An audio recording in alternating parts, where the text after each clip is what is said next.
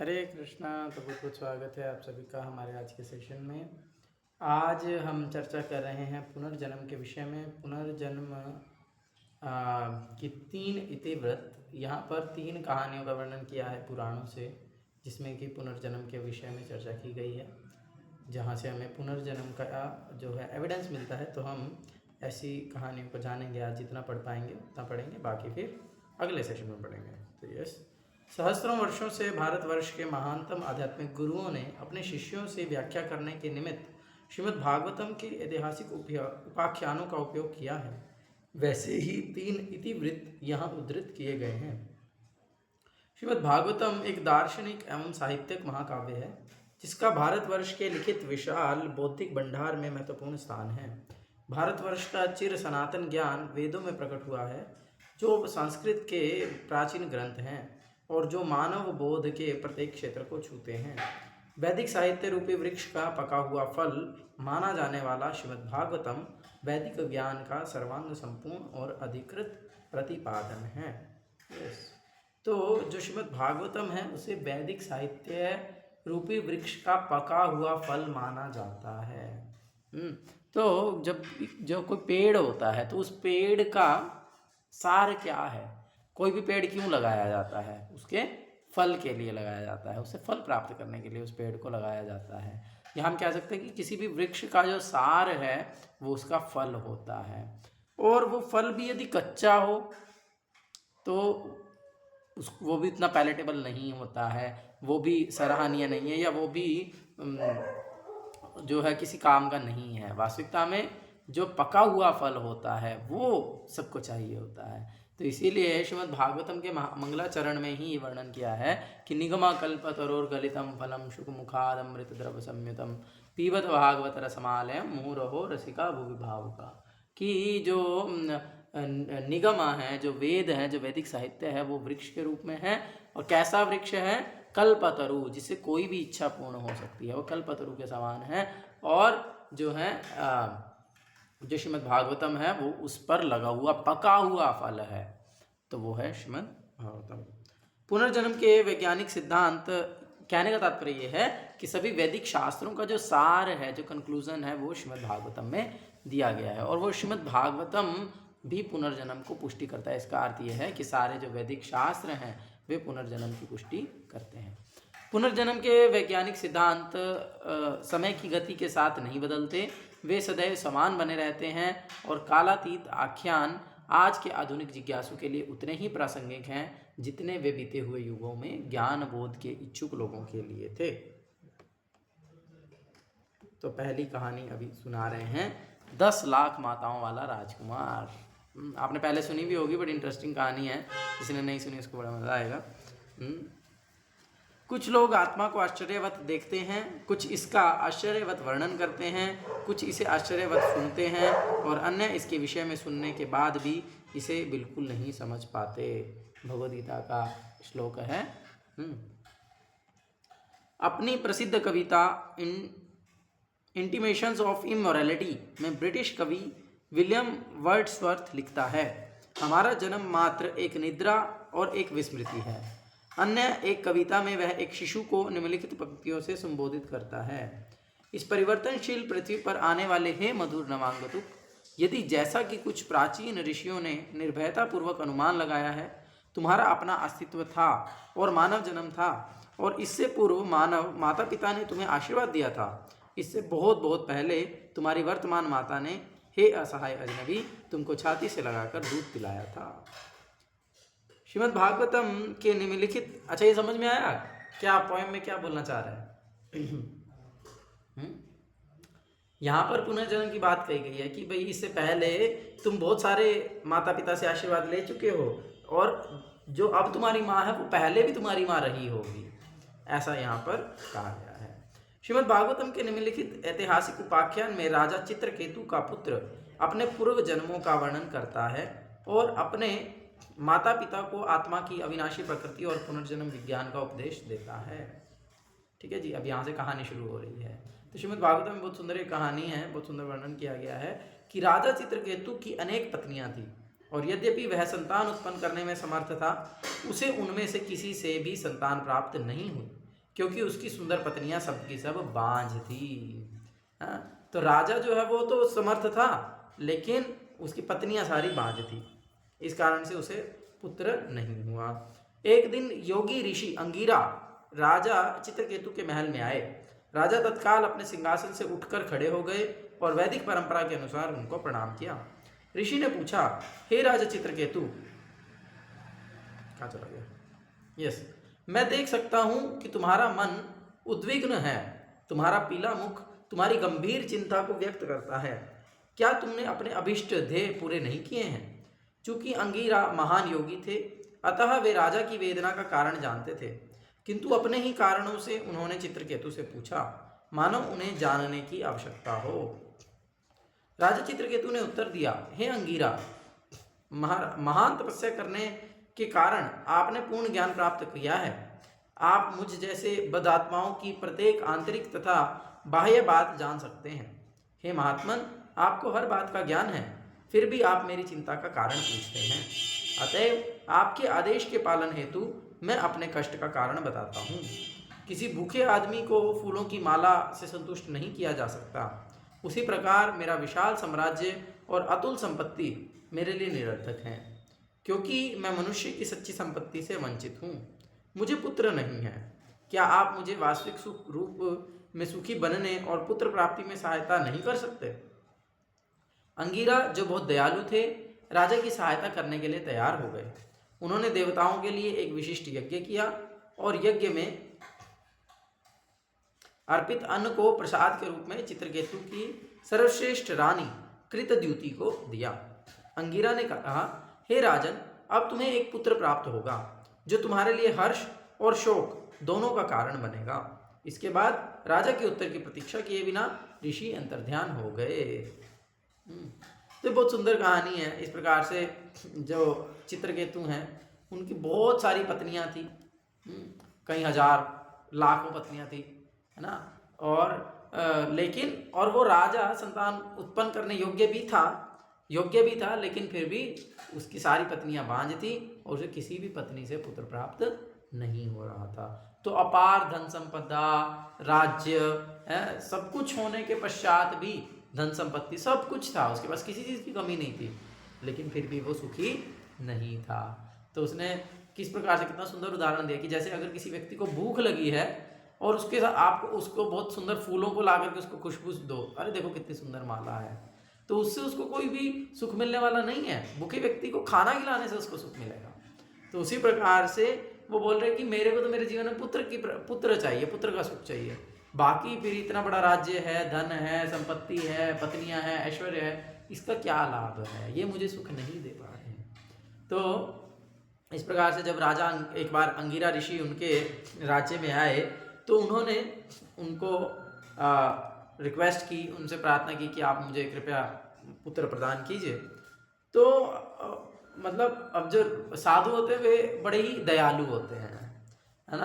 तो जैसे ही उन्होंने थोड़ी सी प्रार्थना किया, थोड़ा सा गिड़गिड़ाए, तो तुरंत ही जो अंगिरा ऋषि है, मैं मान गए, ठीक है कुछ करता हूँ।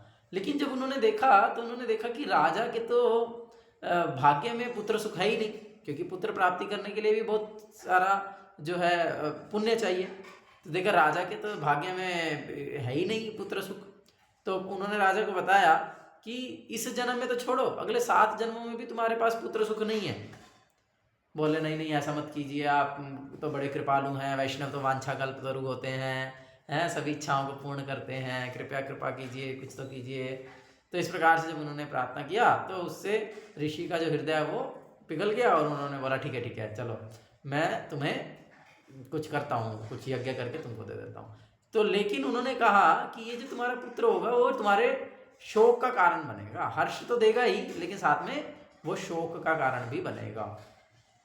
तो राजा ने सोचा ठीक है, शोक देगा, अच्छा क्या कर लेगा, मेरी बात नहीं सुनेगा, हैं, सारा दिन बुलेट लेके गेड़ियाँ मारता रहेगा, हैं, और क्या करेगा, ज़्यादा से ज़्यादा मेरी धन संपत्ति को लुटाएगा इंद्रिय तृप्ति करने में, मेरी बात नहीं सुनेगा, और क्या कर लेगा, गर्लफ्रेंड बना लेगा 2-4, हैं।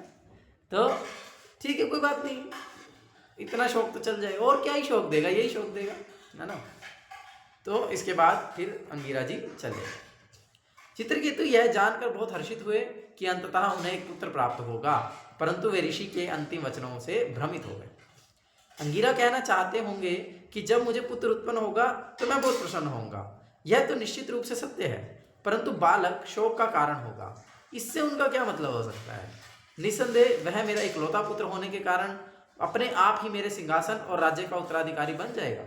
अतः वह कदाचित अभिमानी और अवज्ञाकारी होगा, बहुत अभिमानी होगा, अवज्ञा करेगा, बात नहीं सुनेगा, वही शोक का कारण हो सकता है।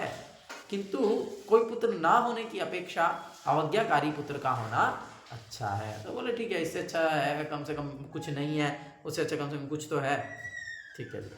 कुछ समय पश्चात कृतद्युति ने गर्भ धारण किया और उसे एक पुत्र हुआ। इस समाचार को सुनकर राज्य के सभी लोगों ने हर्ष मनाया। राजा चित्रकेतु हर्ष से फूला न समाया। जो जो राजा ने सावधानी के साथ पुत्र का लालन पालन किया, त्यों त्यों रानी कृतद्युति के लिए उसका प्रेम दिन प्रतिदिन बढ़ने लगा और अपनी बांझ पत्नियों के लिए उसका प्रेम धीरे धीरे समाप्त हो गया, है ना। अब ये तो नेचुरल सी बात है, अब जो उसे चाहिए था तो जिसने दिया तो उससे तो खुश हो गई। दूसरी रानियां निरंतर अपने भाग्य को कोसती, क्योंकि जो पत्नी पुत्रहीन होती है वह घर पर पति द्वारा उपेक्षित रहती है और उसकी सपत्नियां उसके साथ दासी जैसा बर्ताव करती हैं। बांझ पत्नियां क्रोध और ईर्ष्या की अग्नि में जलने लगी। ज्यों ज्यों उनकी ईर्ष्या बढ़ने लगी, उनकी बुद्धि क्षीण होती गई और उनके हृदय पत्थर जैसे कठोर होते गए। उन्होंने एक गुप्त मंत्रणा में निश्चय किया कि अपने पति का प्रेम पुनः प्राप्त करने की उनकी दुविधा का मात्र एक समाधान है। तो अब जो दूसरी पत्नियां हैं वो तो बेचारी परेशान हो गई। अब राजा तो सारा दिन कृतद्युति के महल में ही रहता था, कभी भी दूसरी रानियों को तो देखता भी नहीं था, दासी के जैसे समझता था, कभी उनकी तरफ आंख उठा के भी नहीं देखता था। तो वो सोचते कि पहले कम से कम हमें पति का प्रेम तो मिलता था, अब तो वो भी हमसे छीन गया, अब तो हम दासी जैसी हो गई हैं, अब हम क्या करें। तो बोलते सारी फसाद की जड़ जो है ना वो बच्चा है, जब तक बच्चा नहीं था तब तक तो सब ठीक ही था। तो इसलिए क्या किया जाए, बालक को विष दिया जाए, खत्म कर दिया जाए। ब्लू ड्रम वाला कंसेप्ट उस टाइम था नहीं शायद, तो इसलिए मैंने सोचा कि चलो विष दे देते हैं। फ्रिज भी होते नहीं होंगे, नहीं तो काट के फ्रिज में पैक कर देते, तो बोल चलो विष दे देंगे। तो एक दिन दोपहर के समय जब रानी कृतद्युति अपने महल के आंगन में चहलकदमी कर रही थी, उसे अपने कमरे में शांतिपूर्वक सोए पुत्र का विचार आया। चूंकि वह पुत्र को अत्यधिक स्नेह करती थी और क्षण भर के लिए भी वह उससे अलग होना सह नहीं सकती थी, अतः उसने धात्री को आदेश दिया कि वह जाए तथा राजकुमार को नींद से जगाकर बगीचे में लाए। परंतु जब दासी बच्चे के समीप पहुंची तो उसने देखा कि राजकुमार की आंखें ऊपर की ओर पलट गई हैं और उसमें जीवन का कोई चिन्ह नहीं है। भयभीत होकर उसने रुई का फाहा बालक के नथुने के बीच रखा, परंतु रुई हिली नहीं। यह देखकर वह चीखने लगी, हाय अब मैं मर गई, और वह जमीन पर गिर पड़ी।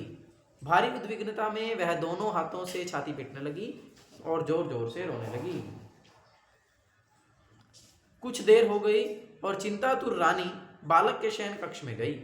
धात्री का क्रंदन सुनकर उसने कमरे में प्रवेश किया और देखा कि उसका पुत्र इस दुनिया से चल बसा है। गहन शोक में रानी के केश और वस्त्र अस्त व्यस्त हो गए तथा वह मूर्छित होकर पृथ्वी पर गिर पड़ी। यस, लक्ष्य प्रभु पढ़ेंगे आगे। जी प्रभु जी, हरे कृष्ण। जब राजा ने पुत्र की अचानक मृत्यु का समाचार सुना तो वे शोक से लगभग अंधे हो गए। उनका शोक ज्वाला की तरह बढ़ने लगा और जैसे ही वे मृत बालक को देखने के लिए दौड़े, वे बार बार लड़खड़ाने लगे और गिरने लगे। अपने मंत्रियों और राज दरबारियों से घिरे हुए राजा ने बालक के कक्ष में प्रवेश किया और वे बालक के पैरों के पास गिर पड़े। उनके केश और वस्त्र तितर बितर हो गए। जब उनकी चेतना लौटी, उनकी सांस भारी थी, उनकी आंखें आंसुओं से भरी हुई थी और वे बोलने में असमर्थ थे। जब रानी ने अपने पति को गहन शोक में डूबे हुए देखा और मृत पुत्र को पुनः देखा तो वह भगवान को कोसने लगी। इससे राजमहल के सभी निवासियों के हृदय में वेदना बढ़ गई। रानी की पुष्पमालाएं उसके शरीर से खिसकने लगी। और उसके चिकने घने काले केश उलझ गए। उसकी आंखों के नीचे लगे अंगराग गिरते हुए आंसुओं से धुलने लगे। हे विधाता,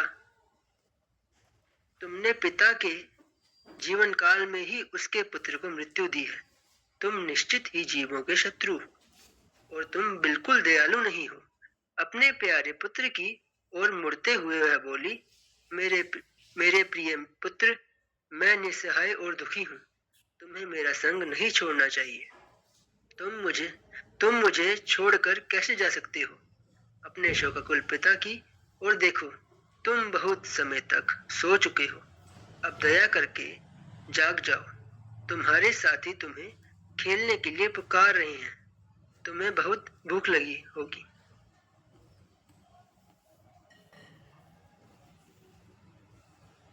इसलिए तुम तुरंत खड़े हो जाओ और भोजन कर लो। मेरे प्रिय पुत्र, मैं अत्यंत अभागी हूँ, क्योंकि अब मैं तुम्हारी मीठी मुस्कान नहीं देख सकती। तुमने सदा के लिए आंखें मूंद ली हैं।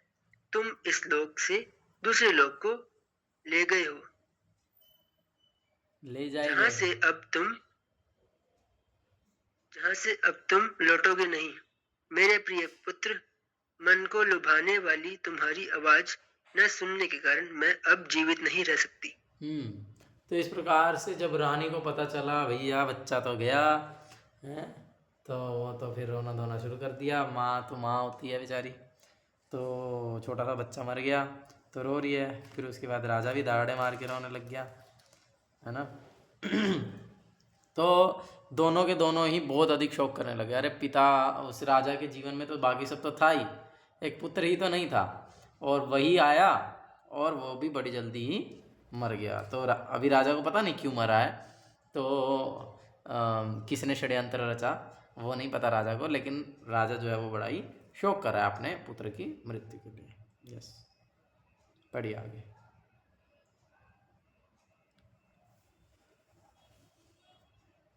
निशान प्रूफ पढ़ेंगे क्या? पढ़िए।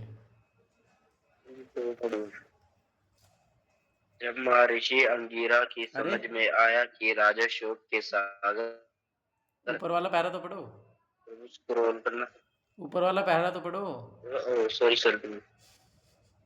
पढ़ना प्रूफ, एक मिनट। राजा भी डांटते मार के रोने लगे, क्योंकि माता पिता विलाप कर रहे थे। अब अब उनके सभी साथी उनके साथ बालक की असामयिक मृत्यु पर क्रंदन करने लगे। अचानक घटी दुर्घटना के कारण राज्य के शोक संतप्त सभी नागरिक अगल बगल अचेत हो गए। लगभग जब लगभग लगभग हो गए। जब महर्षि अंगिरा की समझ में आया कि राजा शोक के सागर करना में डूब कर मृत प्राय हो गए हैं, तो वे अपने मित्र नारद मुनि के साथ वहां गए। दोनों ऋषियों ने देखा कि राजा शोक से अभिभूत होकर शव के पास मृतवत लेटे पड़े हैं। अंगिरा ने तीव्र स्वर में राजा को पुकारा है, ए राजन, अज्ञान के अंधकार से जागो। इस मृत शरीर का तुम्हारे साथ क्या संबंध है, और तुम्हारा उसके साथ क्या संबंध है? और तुम कह सकते हो कि तुम्हारा अब पिता सुपुत्र का संबंध है, परंतु क्या तुम सोचते हो कि यह संबंध इसके जन्म से पहले था? क्या यह संबंध वास्तव में अभी भी है? अब जबकि इसकी मृत्यु हो गई है, क्या वह संबंध बना रहेगा?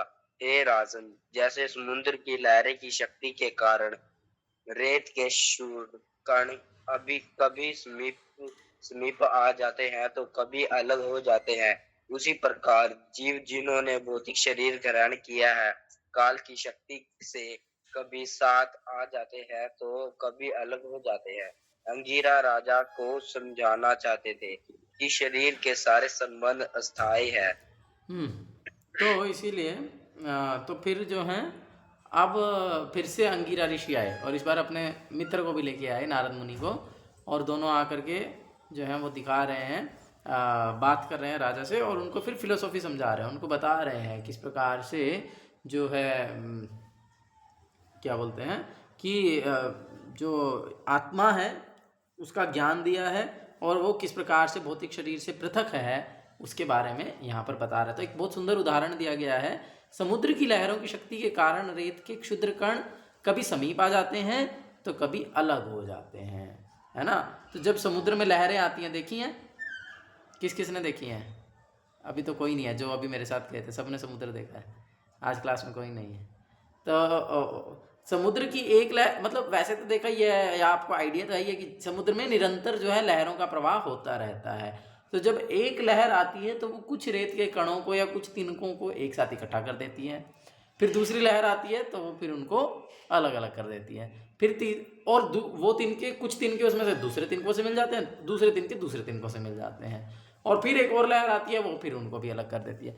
तो इस प्रकार से समय के साथ साथ जैसे जैसे लहरें आती रहती हैं, उसी प्रकार से कुछ कण आपस में मिलते हैं और फिर उसके बाद पृथक हो जाते हैं। उसी प्रकार से समय के साथ कुछ आत्माएं, कुछ जीव एक साथ एक घर, एक मोहल्ला है, एक शहर, एक देश में, एक ब्रह्मा, इस प्रकार से करते करते एक ब्रह्मांड में आते हैं और फिर कुछ समय के पश्चात वे पृथक हो जाते हैं, है ना। जैसे अभी हो सकता है कि हमारे घर के जो बड़े बुजुर्ग होंगे जिनको हमने देखा होगा, तो अभी वो नहीं है, तो समय के प्रभाव से वो जो दो कुछ तिनके थे वो अलग हो गए, और धीरे धीरे ऐसे कोई कोई जाता रहेगा, माने कि जो तिनके हैं वो अलग होते जाएंगे। तो इसलिए ये हमें इसको इस प्रकार से लेना चाहिए, उसके लिए शोक नहीं करना चाहिए। यस, नारद प्रभु पढ़ेंगे, पढ़ सकते हैं।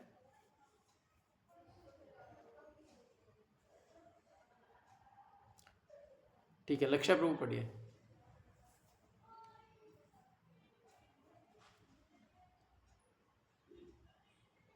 कहाँ चला गया? चलो मैं पढ़ता हूँ। ऋषि कहते गए, मेरे प्रिय राजन, जब मैं तुम्हारे पहले तुम्हारे राजमहल में आया था, मैं तुम्हें सर्वश्रेष्ठ वरदान अर्थात दिव्य ज्ञान दे सकता था।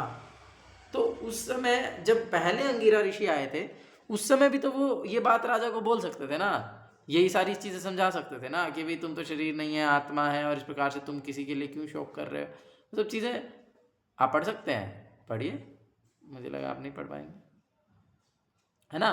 तो हाँ, नहीं थोड़ा बाहर आया था मैं। अच्छा अच्छा, हाँ, तो क्या बोल रहा था मैं, एक मिनट, मैं अभी एक्सप्लेन कर रहा हूँ। तो उस समय भी तो बता सकते थे, लेकिन उस समय उन्होंने नहीं बताया। उसका क्या कारण था?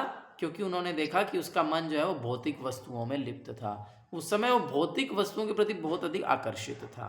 तो ये बहुत महत्वपूर्ण शिक्षा है, हमें समझना चाहिए कि यदि हम भौतिक वस्तुओं में अपने मन को लगा करके रखेंगे, यदि हम भौतिक वस्तुओं के प्रति ही आकर्षण रखेंगे,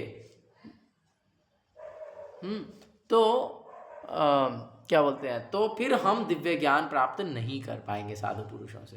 तो इसीलिए यदि हम वास्तविक ज्ञान प्राप्त करना चाहते हैं, दिव्य ज्ञान प्राप्त करना चाहते हैं, तो उसके लिए हमें फिर भौतिक वस्तुओं से अपने मन को हटाना होगा, या उसके प्रति जो हमारी आसक्ति है उसे हमें कम करना होगा। ठीक है, पढ़िए सागर। ऋषि कहते हैं प्रभु ऐसे पढ़ना है। हाँ हाँ, ऋषि कहते गए, मेरे प्रिय राजन, जब मैं पहले तुम्हारे श्रेष्ठ वरदान अर्थात दिव्य ज्ञान,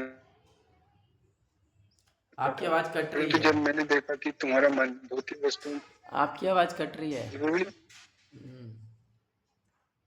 कैमरा ऑफ करके फिर पढ़ो, धीरे धीरे इसलिए पढ़ो। मैं तुम्हें सर्वश्रेष्ठ वरदान अर्थात दिव्य ज्ञान दे सकता था, परंतु जब मैंने देखा कि तुम्हारा मन भौतिक वस्तुओं में लिप्त है, मैंने तुम्हारे केवल एक पुत्र दिया जो तुम्हारे लिए हर्ष और शोक का कारण बना।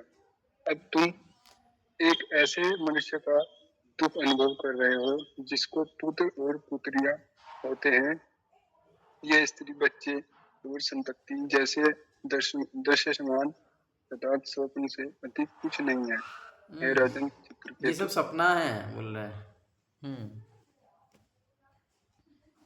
इसलिए तुम समझने का प्रयास करो कि तुम वास्तव में कौन हो। सोचो कि तुम कहाँ से आए हो, इस शरीर को छोड़ने के बाद कहाँ जाओगे, और तुम इस कारण भौतिक शरीर के वश में हो गए हो।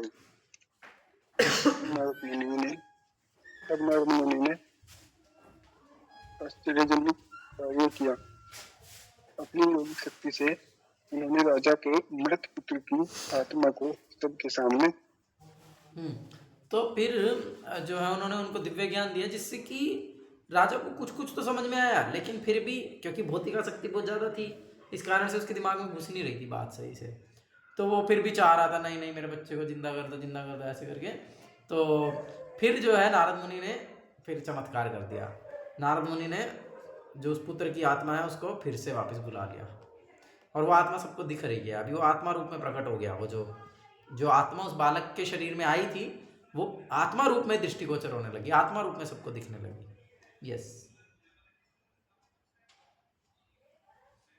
दृष्टिगोचर कर दिया। तत्काल वह कक्ष चूंदियों देने वाले आलोक से भर उठा और मृत बालक हिलने डुलने लगा। नारद ने कहा, हे जीवात्मा, तुम्हारे समस्त सौभाग्य प्राप्त तुम्हें समस्त सौभाग्य प्राप्त हो। अपने माता पिता को देखो, तुम्हारी मृत्यु के कारण तुम्हारे सारे मित्र और संबंधी शोकाकुल हो रहे हैं। तुम्हारी अकाल मृत्यु के कारण तुम्हारा शेष जीवन अभी बचा हुआ है, इसलिए तुम अपने शरीर में पुनः प्रवेश कर सकते हो और अपने मित्र और संबंधियों के साथ इस जीवन के निर्धारित वर्षों में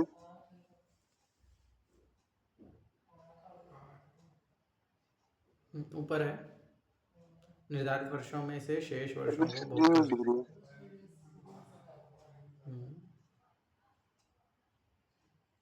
अपने पुत्र प्रवेश स्क्रीन में दिख रही है। स्क्रीन नहीं दिख रही, आपका नेटवर्क का प्रॉब्लम है शायद। प्रभु में पढ़ो हरे कृष्ण। हाँ जी, पढ़िए। ऊपर से पढ़ो। अपने इस मित्रों, जीवन में निर्धारित हाँ ठीक है, अपने मित्रों और संबंधियों के साथ इस जीवन के निर्धारित वर्षों में से शेष वर्षों का भोग कर सकते हो और बाद में तुम्हारे पिता द्वारा दी गई राज सिंहासन व संपूर्ण ऐश्वर्य स्वीकार कर रहे हो। नारद की योगिक शक्ति के कारण जीवात्मा ने मृत शरीर में पुनः प्रवेश किया। मृत बालक उठ बैठा और छोटे बालक की बुद्धि के साथ नहीं बल्कि एक मुक्त आत्मा के पूर्ण ज्ञान के साथ बोलने लगा। अपने भौतिक कर्मों के फलों के अनुसार मैं जीवात्मा एक शरीर से दूसरे शरीर में देहांतरण करता हूँ और कभी देव योनियों में, कभी निम्न पशु योनियों में, कभी वनस्पतियों में, तो कभी मनुष्य योनियों में जन्म लेता हूँ। मेरे किस जन्म में ये दोनों व्यक्ति मेरे माता पिता थे। सच तो यह है कि मेरा कोई माता पिता नहीं है, मेरे असंख्य माता पिता रह चुके हैं। मैं इन्हीं दो को अपने माता पिता कैसे स्वीकार कर सकता हूँ। तो जब नारद मुनि ने उसे बुलाया तो वो आत्मा रूप में वापस आया ना, तो यानी कि अब वो स्थित है कि भाई हाँ जी मैं आत्मा हूँ, मैं शरीर नहीं हूँ। और इस प्रकार से जब वो स्थित होकर के आया, क्योंकि वो अभी शरीर तो है ही नहीं था, शरीर से तो अलग ही था, तो इसीलिए वो इस चीज़ में स्थित था कि हाँ मैं शरीर नहीं हूँ, मैं आत्मा हूँ। और इसीलिए जब वो आया वापस और उसको नारद मुनि ने बोलने के लिए बोला, तो बोले देखो तुम्हारे माता पिता को देखो। तो वो आत्मा बोलने लगी, कौन से माता पिता है, मेरे को ये तो बताओ कौन से माता पिता की बात कर रही है, कौन से जन्म में मेरे माता पिता थे। मेरे तो अनेक जन्म हो चुके हैं और उन अनेक जन्मों में मैंने अनेक माता पिता को स्वीकार किया है ना। जब कोई जीवात्मा सुकर योनि में होती है तो वो सुअर के रूप में माता पिता को स्वीकार करती है। जब कोई जीवात्मा कुत्ते के रूप में प्रकट होती है तो कुत्ता कुत्ती को अपने माता पिता के रूप में स्वीकार करती है। अभी मैं मनुष्य रूप में कोई प्रकट हुआ है तो मनुष्य एक पुरुष और स्त्री रूप में किसी को माता पिता के रूप में स्वीकार किया है। तो इस प्रकार से ये मेरे कौन से जन्म के माता पिता हैं, मुझे ये बताओ। मैं तो बहुत सारे माता पिता स्वीकार कर चुका हूँ। तो ये बात हमें समझनी चाहिए कि ऐसा नहीं है कि बस जो है अभी हम जन्म लिए हैं एक पर्टिकुलर माता पिता से और बस हम उन्हीं को सब कुछ समझ लें। जैसा कि बहुत सारे लोग बोलते हैं भाई माता पिता की सेवा सर्वश्रेष्ठ है, भगवान भी माता पिता, ये वो बहुत सारी चीज़ें बोलते हैं ना, लेकिन वो बातें शास्त्र सम्मत नहीं है। शास्त्र देखो, शास्त्र क्या बता रहे हैं। शास्त्र यहाँ पर बता रहे हैं कि माता पिता तो हमें हर जन्म में मिलते हैं। हाँ, तो इसीलिए माता पिता भगवान नहीं है, माता पिता सर्वश्रेष्ठ नहीं है। हाँ, इसका मतलब ये नहीं है कि माता पिता की सेवा नहीं करनी है, सत्कार नहीं करना, सम्मान नहीं करना, ऐसा नहीं कहा गया है। लेकिन वो भगवान नहीं है, ये समझना चाहिए। भगवान भगवान है और भगवान की सेवा करना हमारा प्रथम कर्तव्य है, हमेशा रहेगा। तो इसीलिए इस बात को हमें यहाँ पर समझना चाहिए, क्लियर करना चाहिए। और एक बहुत सुंदर उदाहरण इस विषय में दिया जा सकता है। जैसे कि यदि मैं आप लोगों से प्रश्न करूं कि यदि आप एक कागज पर एक कलम से आप अपने हस्ताक्षर कर दें, तो वो हस्ताक्षर कागज के हैं या कलम के हैं? Yes, it's a question. लक्ष्य प्रभु, किसके हैं हस्ताक्षर?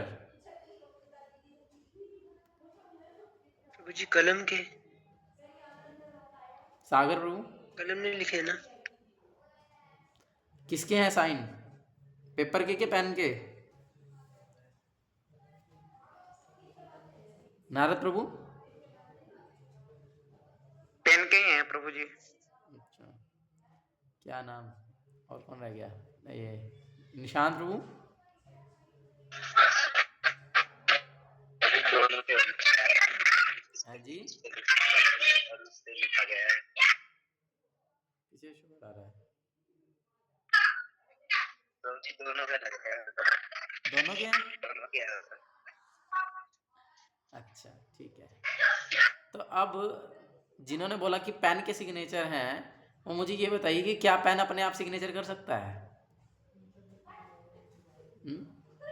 या फिर जब आप किसी के सिग्नेचर देखते हो तो आप क्या बोलते हैं? ये राइटोमीटर पेन के सिग्नेचर है, ये जेल पेन के सिग्नेचर है, ये फलाने पेन के सिग्नेचर है, ढिमकाने पेन के सिग्नेचर, क्या बोलते हैं? तो सिग्नेचर पेन के कैसे? नहीं, फलाने जो साइन करा उसपे। हाँ जी,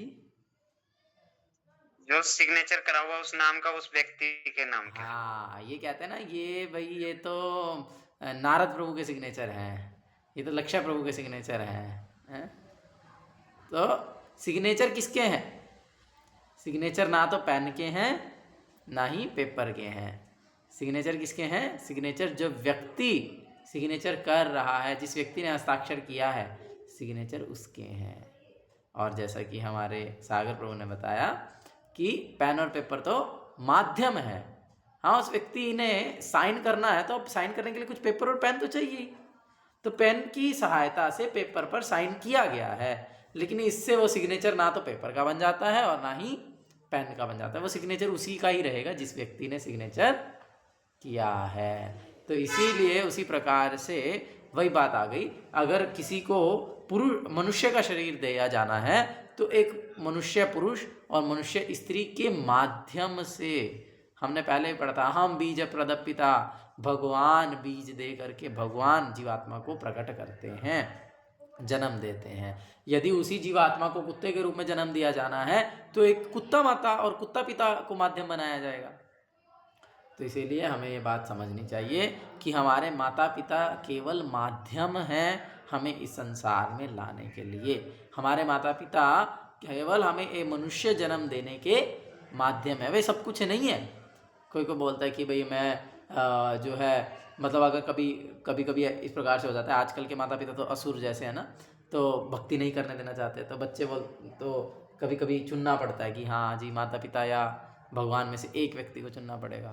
तो बोलते मैं अपने माता पिता के खिलाफ नहीं जा सकता। हाँ, भगवान की सेवा छोड़ देंगे, उससे कोई प्रॉब्लम नहीं, लेकिन माता पिता के खिलाफ नहीं जा सकते हैं। तो ऐसा व्यक्ति वास्तविकता में बॉडीली कंसेप्शन में है, और ये शास्त्रों के अनुसार नहीं है। शास्त्रों के अनुसार हमें क्या समझना है? शास्त्रों के अनुसार जो है हम आत्मा हैं और हमारे पिता कौन है? भगवान है। तो हमारा पहला कर्तव्य क्या है? हमारा पहला कर्तव्य भगवान की सेवा करना है। हाँ, अगर माता पिता उसमें सहायता करते हैं तो ऑफ कोर्स उनकी भी सेवा करो, उनकी भी सेवा करो, क्या दिक्कत है। लेकिन अगर हमारे माता पिता हमें भगवान की सेवा करने से रोकते हैं तो फिर वो असुर ही है, फिर वो हिरण्यकशिपु है ना। हिरण्यकशिपु तो प्रहलाद महाराज के पिता है ना, शास्त्रों के उदाहरण से हम देख सकते हैं।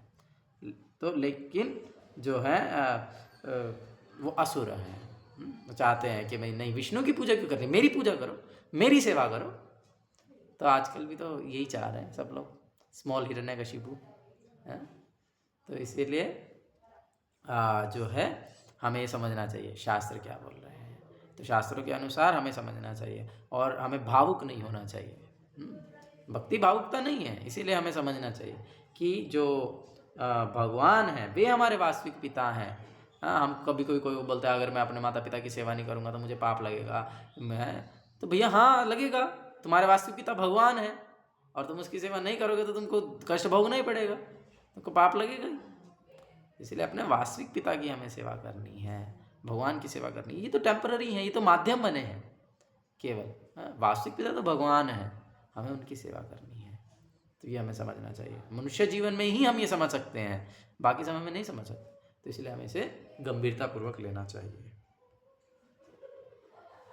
यस, कौन पढ़ रहा था? नारद प्रभु।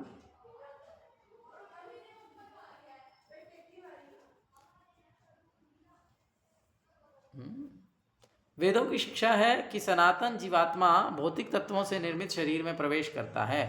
यहाँ हम देखते हैं कि ऐसे ही एक जीवात्मा ने राजा चित्रकेतु और उसकी पत्नी द्वारा उत्पन्न किए गए शरीर में प्रवेश किया। फिर भी वह वास्तव में उनका पुत्र नहीं था। जीव भगवान का सनातन पुत्र है, परंतु वह इस भौतिक संसार का भोग करना चाहता है।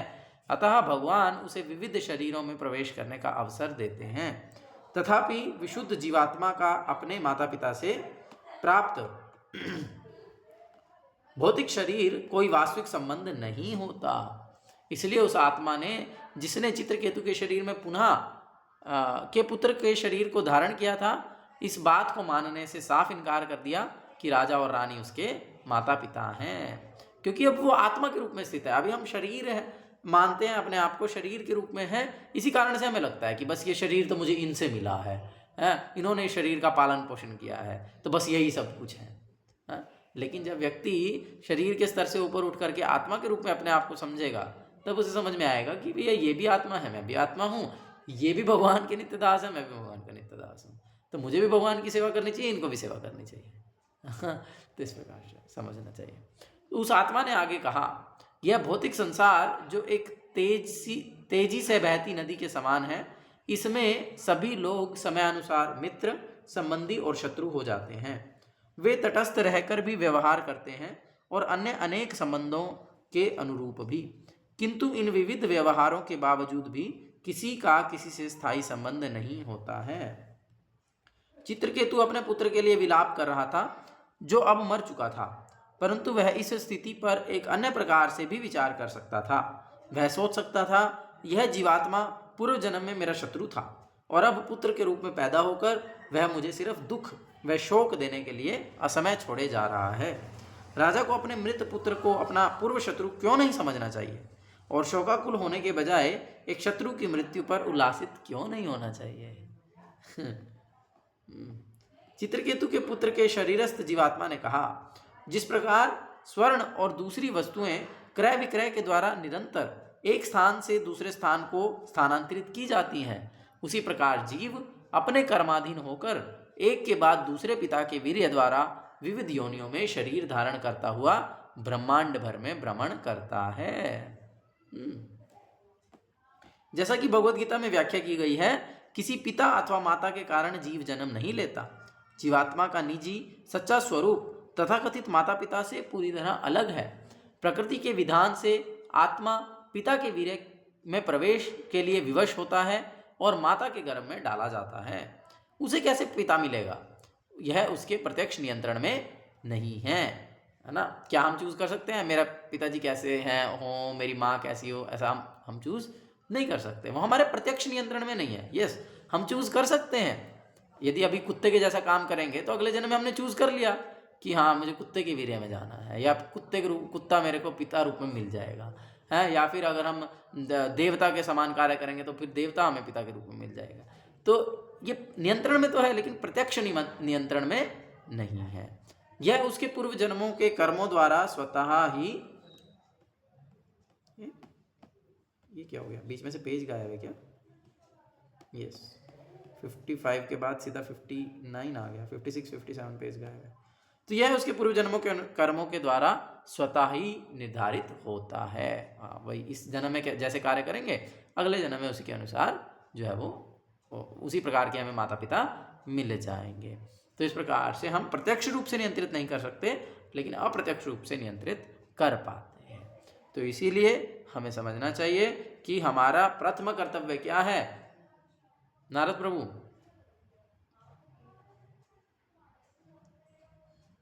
हाँ जी प्रभु जी। हमारा प्रथम कर्तव्य क्या है? क्या समझ में आया?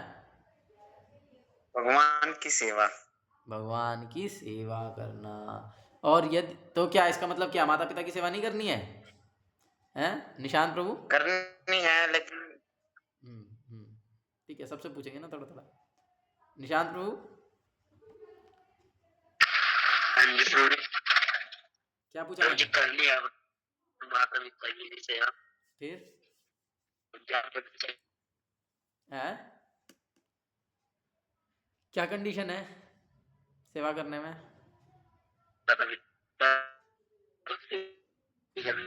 आवाज कट रही है आपकी।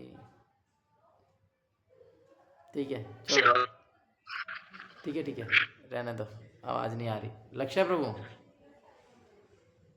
जी प्रभु जी, सेवा करनी है। अगर भगवान की भक्ति के लिए अगर वो हमें प्रोत्साहित करते हैं तो सेवा करनी चाहिए, अगर नहीं करते तो नहीं करनी चाहिए सेवा। हाँ जी, अनुकूल हिरण्यकश्यप समान है। अनुकूल से संकल्प प्रातिकूल से वर्जनम। तो अब यदि भक्ति के अनुकूल है उनकी सेवा करना तो करेंगे, जरूर करेंगे, कोई दिक्कत नहीं है। अगर वो हमें भक्ति करने से नहीं रोक रहे हैं, हमें भगवान की सेवा करने से नहीं रोक रहे हैं, हमें भक्तों के पास जाने से नहीं रोक रहे हैं, हमें मंदिर जाने से, धाम में जाने से नहीं रोक रहे हैं, तो जरूर करेंगे। लेकिन अगर भाई नहीं, हमारी सेवा करो, भगवान की सेवा करके क्या मिलेगा? हमारे को हमारा दिल दुखा के तुम भगवान की सेवा करोगे तो बड़े तुमको भगवान मिल जाएंगे। तो ऐसे तो भाई फिर नहीं, फिर तो ठीक है, हरे कृष्णा, फिर हम भगवान की सेवा करेंगे।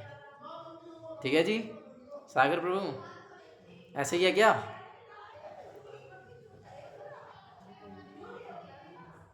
स्टार को, आत्मा के स्टार को, स्तर, अच्छा स्तर, आत्मा के स्तर को समझना। हाँ आत्मा के स्टार को कैसे स्टार, चलो तो ठीक है जी, सबको क्लियर है? किसी को कुछ प्रश्न है या जिज्ञासा आज के सेशन से संबंधित? प्रभु जी मेरे को थी एक, बोलिए। अजीब सी है, बट जैसे कि आपने बताया कि शादी उसके लिए करनी चाहिए हमें, कृष्ण भावना भावित पुत्र के लिए। आज कहाँ आया ये? आज के सेशन से नहीं, आज उसके हिसाब उसका इसमें लिंक्ड है ना। अच्छा चलो ठीक है। जैसे वो बांझ वाला ऑप्शन वो आया था ना, बांझ वाला, हाँ तो वो लिंक्ड है इसमें। ठीक है पूछो। तो जैसे कि वो बांझ थी, तो हमारी शादी होगी, हमें बाद में पता लगा वो बांझ है, तो फिर हमारी शादी कंटिन्यू करनी चाहिए या उसी वक्त छोड़ देनी चाहिए?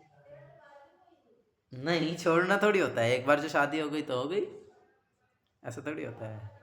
एक्चुअली तलाक जो है वो इसमें हमारे कल्चर का तो हिस्सा है ही नहीं। और अगर आप एक सिंगल शब्द ढूंढने के लिए जाएंगे, जैसे कि हम बोलते हैं डाइवोर्स या तलाक, तो हिंदी में आपको शब्द भी नहीं मिलेगा, हिंदी या संस्कृत में, या ऐसा कोई वैदिक वो भी नहीं मिलेगा कि जहाँ पर तलाक की बात की गई है। तो ये तो था ही नहीं, ये तो कोई कल्चर ही नहीं था। ये तो अभी ठीक है, हम उसको हिंदी में विवाह विच्छेद कह सकते हैं, लेकिन ये तो बनाया गया शब्द है, ये तो एक्सप्लेनेशन शब्द है, एक्सप्लेनेटरी वर्ड है। एक्चुअल में हिंदी में आपको शब्द मिलेगा ही नहीं। तो इसीलिए ये हमारा कल्चर नहीं है। जिससे एक बार विवाह हो गया तो हो गया, बस बात ख़त्म। फिर उसके बाद जैसे कि एक बहुत सुंदर कहानी है ना, एक बार एक राजा था और मतलब उसकी पत्नी थी, और फिर उसके बाद वो कुछ हुआ था, एक ऋषि ने उनकी परीक्षा ली, मुझे अभी एग्जैक्टली याद नहीं है क्या नाम था। तो उन्होंने उनका सारा राज्य मांग लिया दान में, तो सारा राज्य मांग लिया, तो उसके बाद वे लोग एकदम भिखारी हो गए। तो अब राजा भिखारी हो गया तो रानी है नहीं कि ठीक है जी, जब आ जाए तो बुला लेना, मैं मायके जा रही हूँ, या फिर बस मेरी एलिमोनी मैं बंधवा लेती हूँ कोर्ट में जाके, आप भुगतो जो भुगतना है। नहीं नहीं, रानी भी दासी बन करके उस राजा के साथ में रही। और एक समय ऐसा आ गया था कि जब उनके पास पहनने के लिए वस्त्र बचे नहीं थे, तो आधा वस्त्र जो है वो राजा ने लपेट रखा था और आधा वस्त्र रानी ने लपेट रखा था। और फिर उसके बाद तो इस प्रकार से क्या, और भी बहुत सारी कहानियां हैं ना। एक है रामानुजाचार्य जी की शिष्या की एक कहानी है कि वो इतने निर्धन थी कि उसके पास कपड़े ही नहीं थे पहनने के लिए। जब एक बार रामानुजाचार्य उनके घर पर गए तो उन्होंने जब दरवाजे को खटखटाया तो उनको समझ में आ गया कि अंदर में कोई है, लेकिन दरवाज़ा खोल नहीं रहे हैं, बल्कि दरवाजे के पीछे कोई छुपा हुआ है, ऐसा उनको लगा। तो उनको समझ में आ गया कि उनकी जो शिष्या है वो बहुत ही निर्धन है, उसके पास पहनने के लिए कपड़े नहीं। तो रामानुजाचार्य ने फिर अपनी उत्तरी दरवाजे से अंदर को कही, तो फिर जो है वो शिष्या उस उत्तरी को ओढ़ करके फिर उन्होंने दरवाजे को खोल करके जो है रामानुजाचार्य का स्वागत किया। तो कितनी मतलब कितनी पतिव्रता स्त्रियां का उदाहरण हमें अपने शास्त्रों से मिलता है, और कितने पत्नीव्रता पति भी रहे हैं, है ना। तो इस प्रकार से जैसे लक्ष्मण जी हैं, तभी वनवास में है तो उर्मिला तो वहाँ दूर है, चलो ठीक है बड़ी सुंदर स्त्री आई है, चलो शादी कर लेता हूँ, ऐसा तो नहीं किया है। तो इस प्रकार से हम देखते हैं कि तलाक जैसी चीज़ें या मतलब एक बार जो हो गया तो हो गया, वो फिर वो नहीं है, ये कोई ऑप्शन ही नहीं है। It should not be taken as option. Even एक बार एक कोई फैमिली थी, उनके बीच में आपस में झगड़ा हो गया हस्बैंड वाइफ के, गुरुमाज के शिष्य। तो गुरुमाज से पूछा गया कि क्या किया जाए, तो गुरुमाज बोले कि अगर आप दोनों ने आपस में संबंध को ख़त्म किया तो आप दोनों का मेरे से भी कोई संबंध नहीं रहेगा। तो गुरुमाज इज़ वेरी स्ट्रिक्ट इस चीज़ में। तो इसीलिए एक बार जो विवाह कर लिया तो फिर वो जिम्मेवारी है, फिर उसको बहुत अच्छे से निभाना है। और जब तक कि बच्चे बड़े नहीं हो जाते हैं, जब तक कि पुत्र पत्नी को संभालने के योग्य नहीं हो जाता है, तब तक तो फिर घर की जिम्मेवारी को संभालना है, और फिर उसके पश्चात वानप्रस्थ संन्यास लिया जा सकता है। ठीक है जी। प्रभु जी इसमें तो पुत्री नहीं हुआ, मैंने वो बोला था। हैं?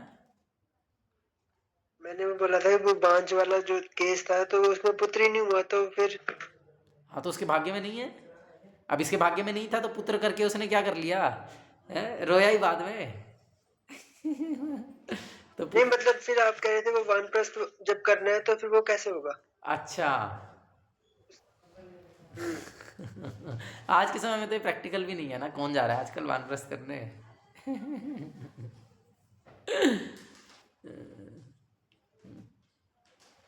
ठीक है।